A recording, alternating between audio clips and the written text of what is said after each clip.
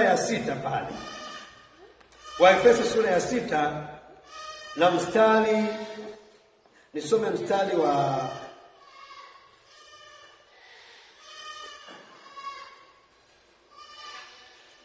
mstari wa 10.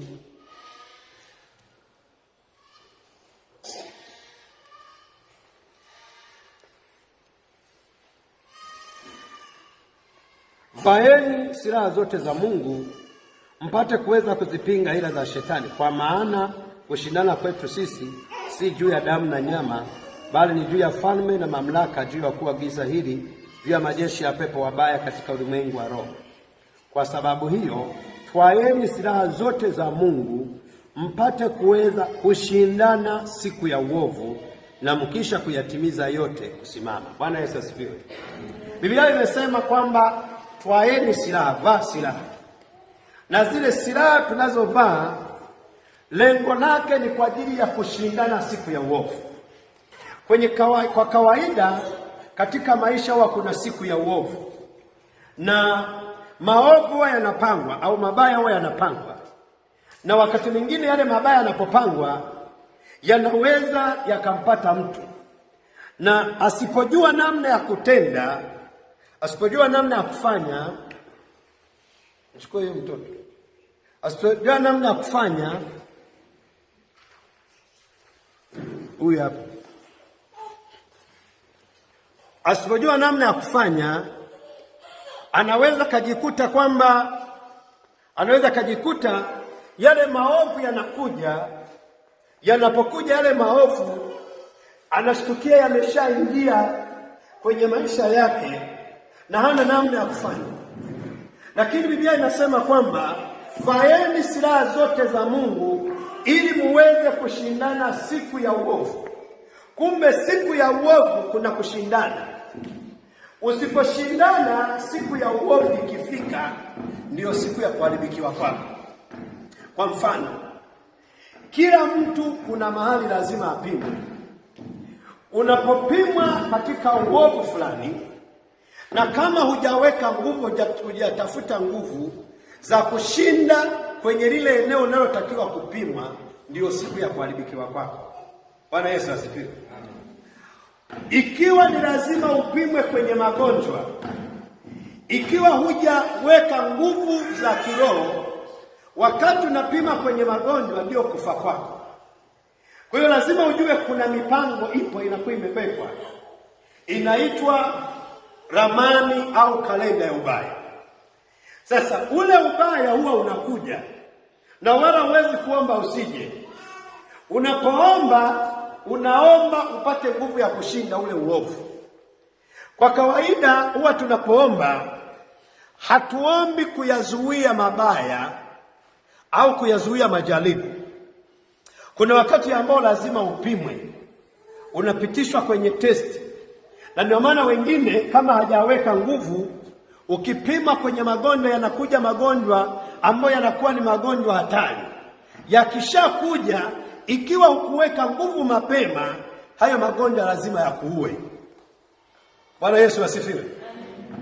Lakini kama umeweka nguvu na ukaweka mizizi mapema, yale magonjwa yakija, kwa sababu yamekuja kukutesti, yatashughulikiwa na nguvu za Mungu zilizomo ndani yako, na yale magonjwa yatakuacha na wala hutakufa. Kwa kawaida iko hivi, uovu unapotengenezwa, unapoandaliwa, huwa unalengwa utimie siku gani, wakati gani, na mahali gani. Kwa mara nyingi unakuta watu wanakosa au wanashindwa, na wanafika mahali ambapo maisha yao yanakuwa hayaeleweki, kwa sababu hawajui kwamba kuna ramani ya mabaya.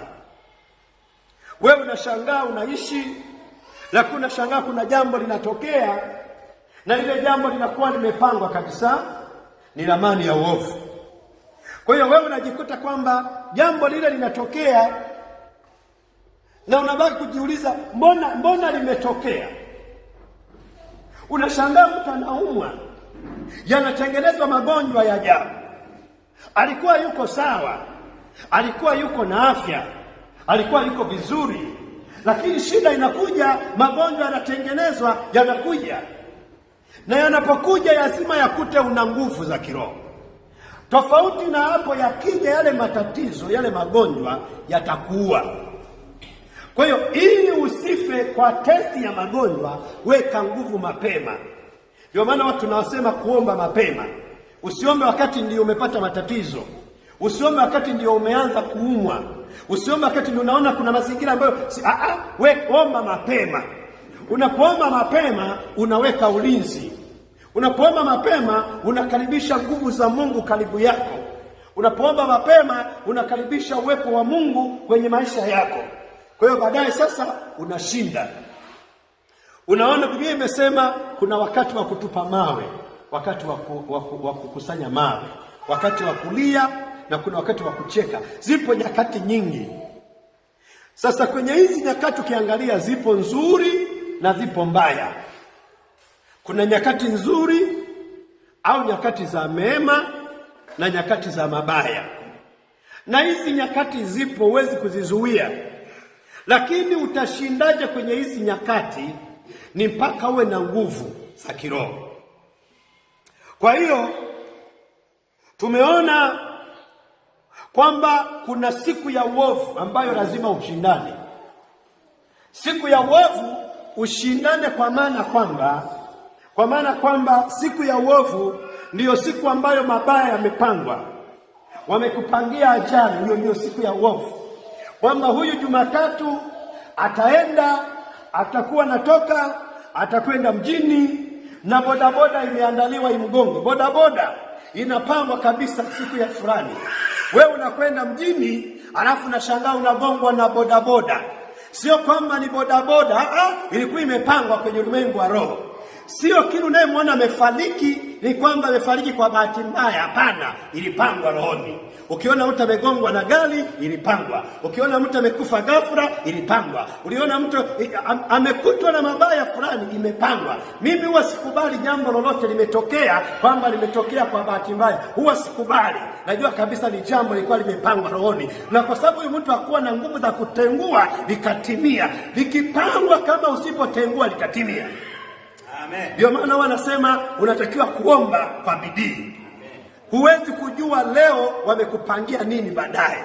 Huwezi kujua jioni umepangiwa nini. Huwezi kujua kesho asubuhi saa 2 umepangiwa kitu gani. Huwezi kujua jioni umepangiwa nini. Huwezi kujua wiki inaanza kesho utakutana na nini. Ndio maana lazima kuomba kila wakati, utengue kila. Ndio maana naona sisi tunaomba usiku, tunaomba mchana, sababu tunajua kuna mambo yanapangwa rohoni. Kuna vitu vinapangwa, usipotengua vinaweza kutimia. Kwa hiyo wewe endelea kulala unafikiri uko sawa sawa. Hapana.